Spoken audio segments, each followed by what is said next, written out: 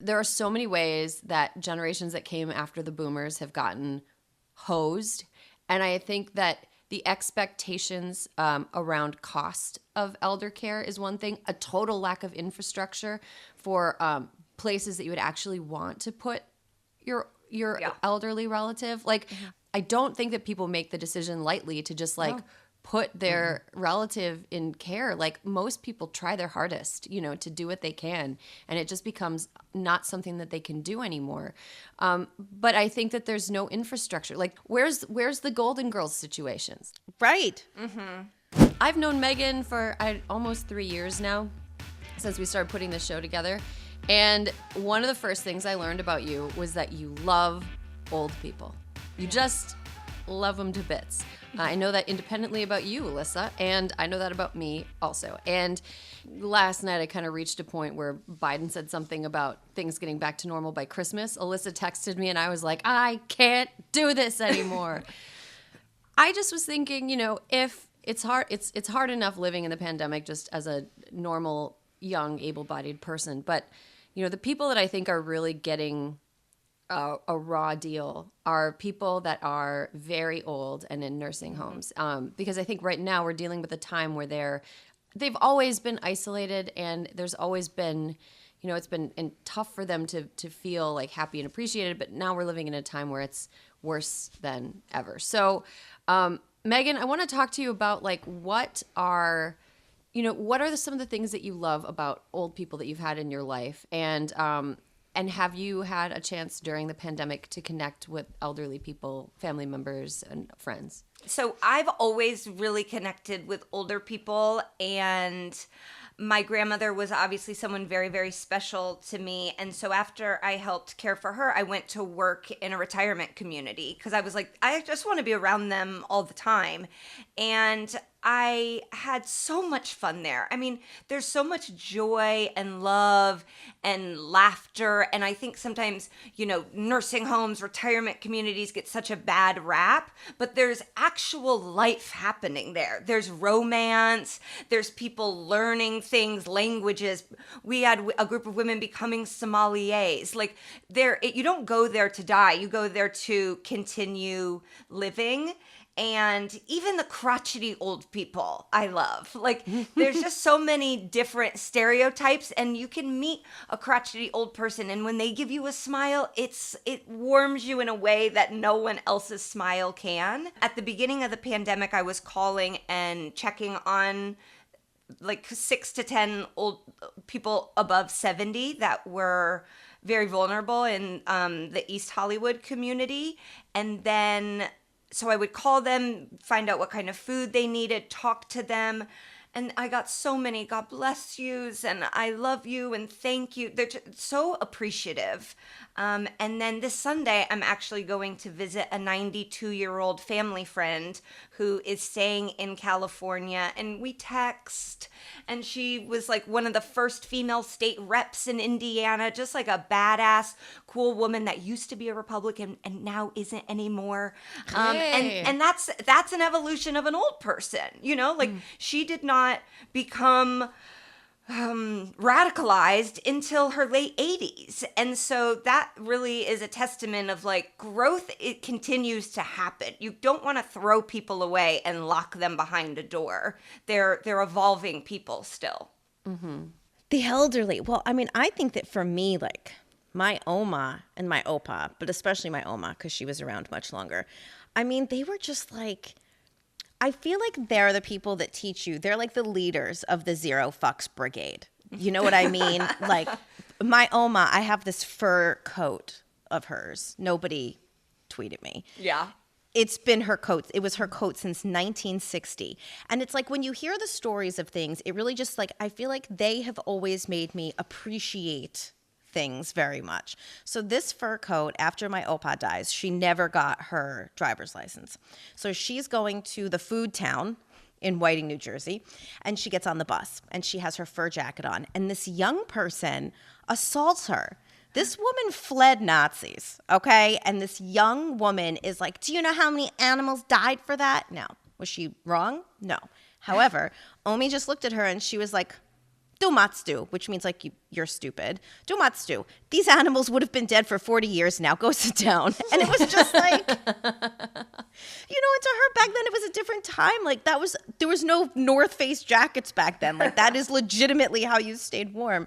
And so I feel like that for her, she was always the one who, even when I was little and I was like, I think they don't like me at school. Who cares? Who are they? And like when we would go we used to go feed the ducks, and there was this little girl there once. I remember this clear as day. And she and the girl wanted to talk to me, and I was like not having it. And Oma just looked at me like the surly German that she was. And she's like, who do you think you are? You think you're better than her? You're not better than anybody, and don't you ever forget it. Now, it's a tough lesson for a 4-year-old. But, I just think that it's like, and where I live up here in Columbia County now, I mean, I'm not surrounded by super young people, and I think I just learn from every single one. And my older friends are the most adventurous of everybody, like hands down. Like, why don't we try it? What have you got to lose? Let's do it.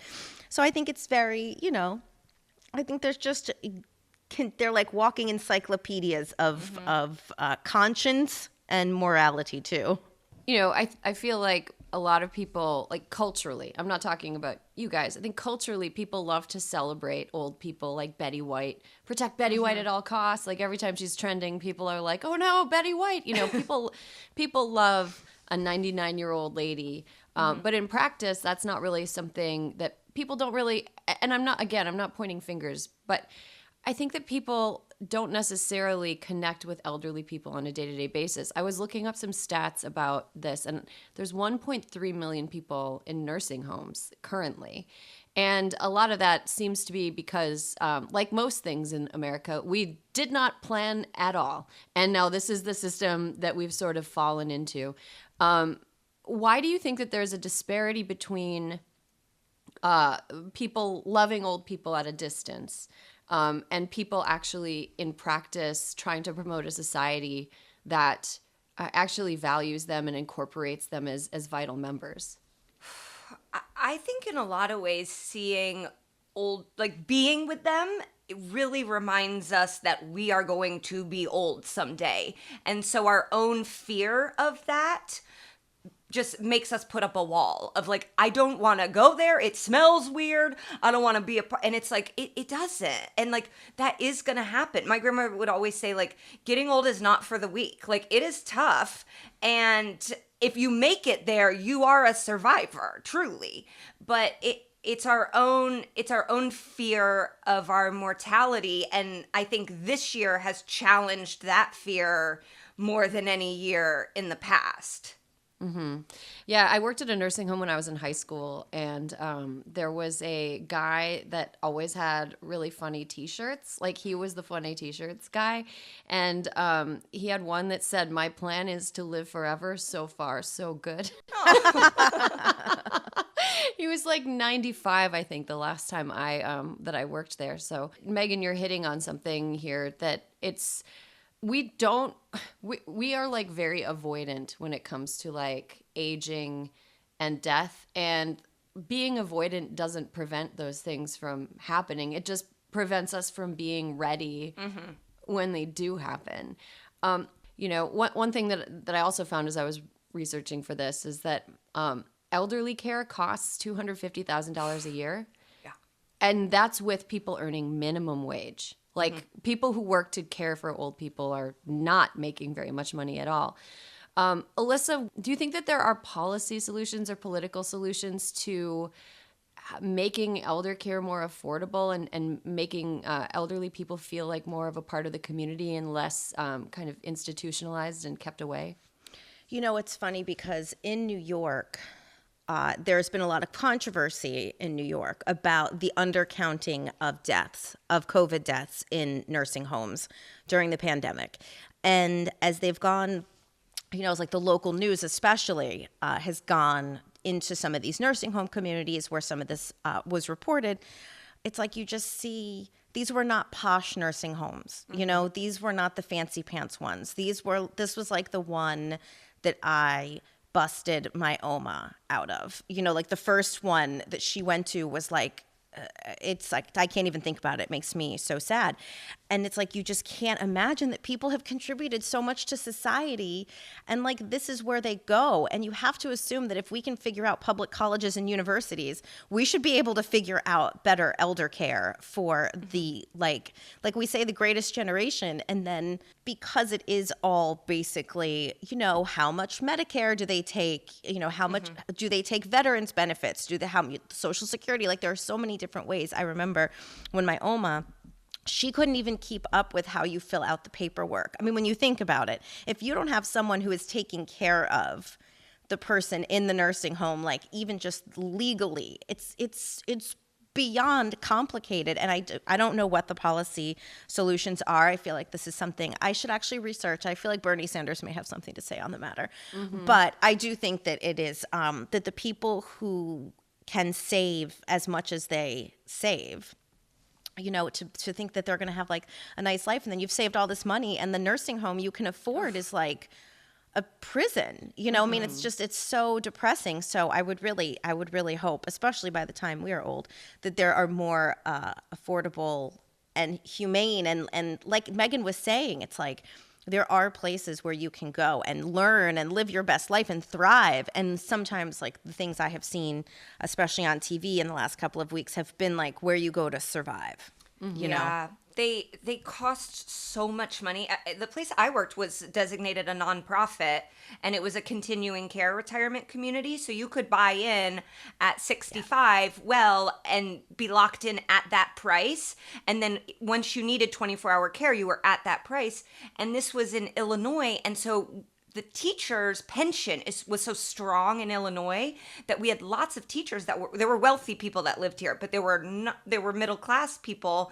But as I like even say that, I'm like, there's not going to be pensions for us. Like that's going to go away. And so then what happens to those middle class people? They're not going to be able to be in these nicer places. So there's going to be a need for. There's always going to be high-end versions of everything, but there seems to be very few. You can be here, you will have a nice life, and it's not going to feel like an institution. Those options seem to be dwindling. Yeah. Yeah, I totally agree. It's something that I think about a lot, and that I don't think a lot of people want to even consider, again, because it's sort of unpleasant. But you know, there are people now who are older Gen Xers or very young boomers who are starting to get elderly themselves, and they're taking care of elderly parents, and they're understanding now that like the way that nursing homes have look back periods. So like let's say you have a elderly mom, and she's, you know, or elderly grandma who's 85 years old living on her own, one day falls down and breaks her hip and needs to go to a nursing home to recover. And, you know, that recovery could actually happen, or it could just be that now she needs help to live. So she's living in her house, and as soon as she goes to the nursing home, in order to try to avoid having the nursing home count that as part of her assets, like she transfers her house to you.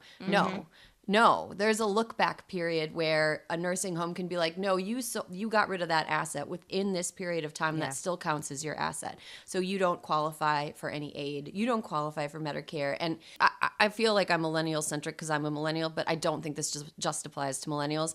There are so many ways that generations that came after the boomers have gotten hosed. And I think that the expectations around cost of elder care is one thing. A total lack of infrastructure for places that you would actually want to put your elderly relative. Like, I don't think that people make the decision lightly to just put their relative in care. Like, most people try their hardest, you know, to do what they can, and it just becomes not something that they can do anymore. But I think that there's no infrastructure. Like, where's the Golden Girls situations? Right. There was a story about how in Europe, you can get an elderly roommate, or like old people can move in, and young people would get like subsidized rent to like live in a place with older people. Yeah, with older people, and like it just feels like separating the community or the society we live in into young single people socializing, families totally separate, and then old people totally separate. robs every group of what we could offer each other, you know? And I think a lot of our generation, I'm sure Bernie Sanders has thoughts about this, and I bet Elizabeth Warren has a plan, but our generation is really running headfirst toward just some disastrous situations when it comes to elder care.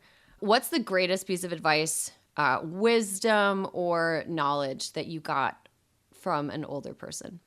I think it was when my Oma said, "Who do you think you are?" Like that there is just nothing, there is no one better than you. There is no one worse than you. That like everybody has their gifts. And I think that, I mean, it's like very hokey, but I think that that's very true. And she also told me the only person I have to impress is myself, even though she always had running commentary. But I do think that is a nice thing to think, that the person you have to impress most is yourself.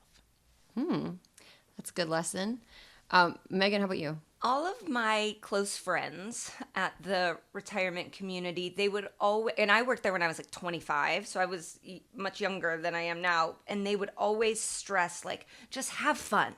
Like, just have as much fun as you, don't even worry about X, don't worry about Y, just have so much fun, because you're going to be in one of these places someday, and you're going to look back, and you're going to want, like, they were just like, have the drink, wear this, go there, like, just do everything. And my nanny would always say, like, show a little skin. Okay, you know, like, I would have a sweater on, she'd be like, take that sweater off, like, come on, get your goods out there. And I always thought that was so funny. And I think she was saying, like, show it while you got it, because she had like nice, beautiful long legs until the day she died, and she would post up at the nurses station showing them off, like, she truly would. And so yeah, just have fun in the moment. And this year's been hard to do that, but I do think about them and feel true freedom that I am able to at least go about the world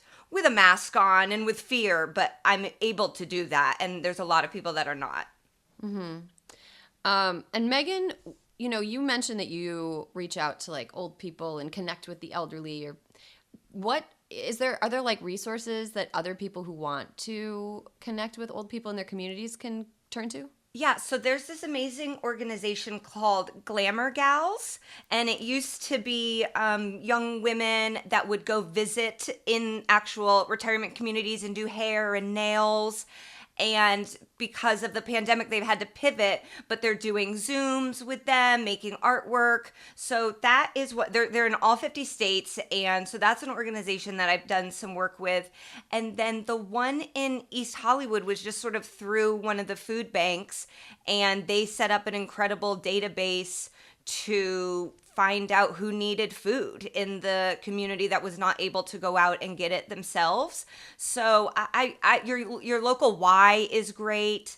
A lot of times we would have people call the retirement community and they'd be like, we want to volunteer. And it's like, it is difficult. You do need to like go through a training, and there's a lot of paperwork. It's not so easy as to just show up. So I was a hospice volunteer. You can reach out to them directly, any hospice in your community, and they will train you, and they always need people that can just go and sit with people in a time for their families to be able to go out and do things. Well, that is awesome advice. And we'll put links to some of this stuff in show notes. Megan, I'll get that info from you so that we can let our listeners know if they want to connect like that. I want to say real quick, the best lesson I think I learned from elderly people was along the lines of what you said, Megan. I had a great grandpa who I never got to meet, but he used to say, you can't beat fun. Like, that was his sort of catchphrase, and it sort of doesn't make sense, but it's also kind of true. You can't beat fun.